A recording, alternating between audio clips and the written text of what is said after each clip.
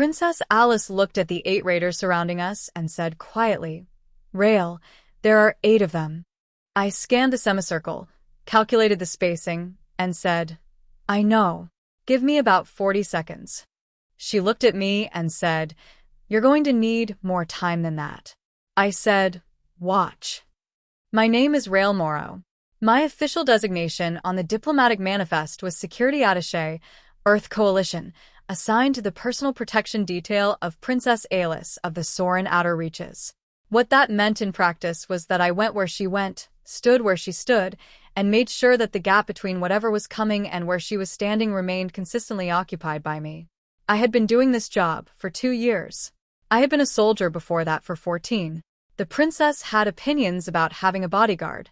She had stated those opinions clearly at our first meeting, that she was a trained warrior in her own right, that she did not require a human shadow, and that the political arrangement that had placed me on her detail was a gesture of interspecies diplomacy that she respected in principle and found unnecessary in practice. She had said all of this with the specific precision of someone who had prepared a statement and was delivering it correctly. I had listened to all of it. Then I had said that I understood that her capability was not in question and that I would endeavor to be as unobtrusive as possible while ensuring that she remained alive. She had looked at me for a moment with those clear alien eyes and said, "You're not going to stop following me, are you?" I had said, "No, Your Highness." Over the course of 2 years, we had arrived at a functional arrangement. She led. I followed. She handled the diplomacy. I handled the geometry of whatever room we were in, the exits, the angles, the specific positioning of everyone whose hands I could not see.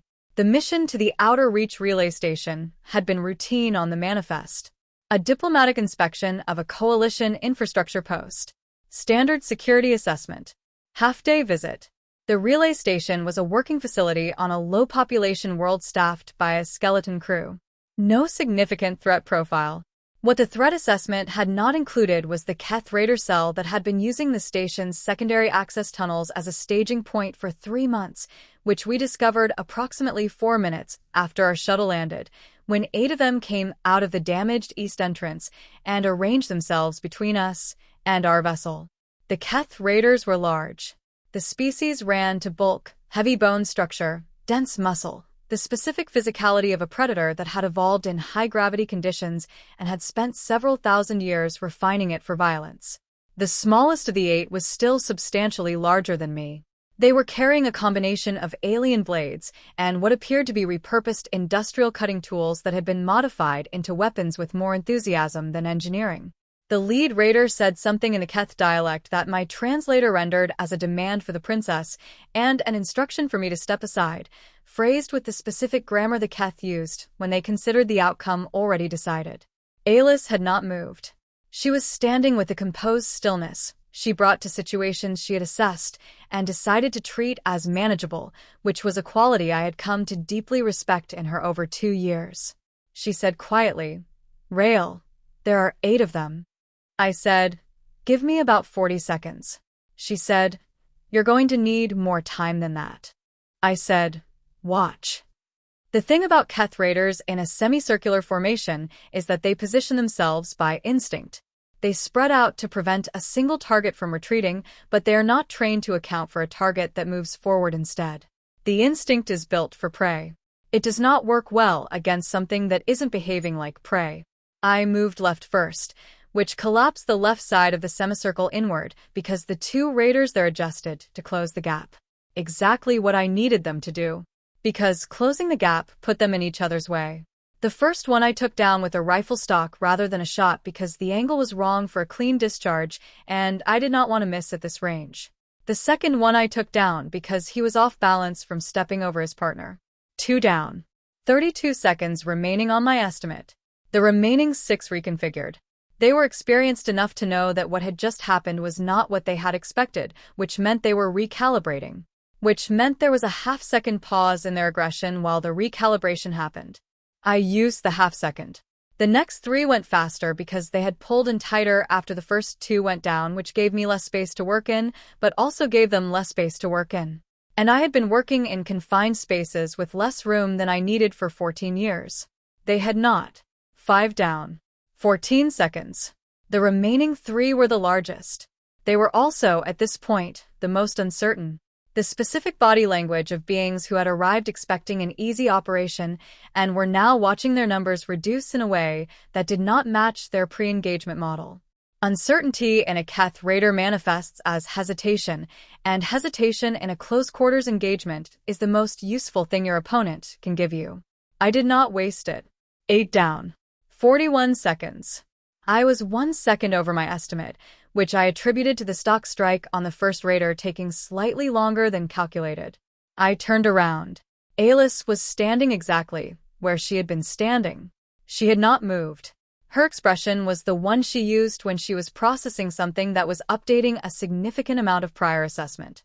The specific quality of someone who had watched something happen that they had intellectually understood was possible, but had never previously seen demonstrated at this speed and at this scale. She looked at the 8 raiders, then at me. 41 seconds, she said. I was aiming for 40, I said. The first one had better balance than I estimated. She was quiet for a moment. You've done this before, she said. Exactly this? Multiple opponents. Enclosed geometry. 14 years, I said. And in 2 years, you have never. You never needed it, I said. Another silence settled around us. The relay station was quiet now, except for the distant sound of our shuttle's running systems and the considerably quieter sound of 8 Keth Raiders in various states of not moving. Alice looked at me with a specific expression I had seen develop over 2 years.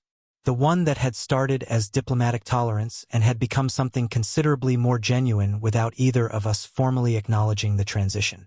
The diplomatic manifest, she said. Security attaché. Accurate description. It is an extremely inadequate description, she said. I picked up my rifle from where I had set it down for the last 3 and checked the mechanism. Operational. It fits on the form, I said. Something moved in her expression, the functional equivalent of a smile, but carrying more weight than that.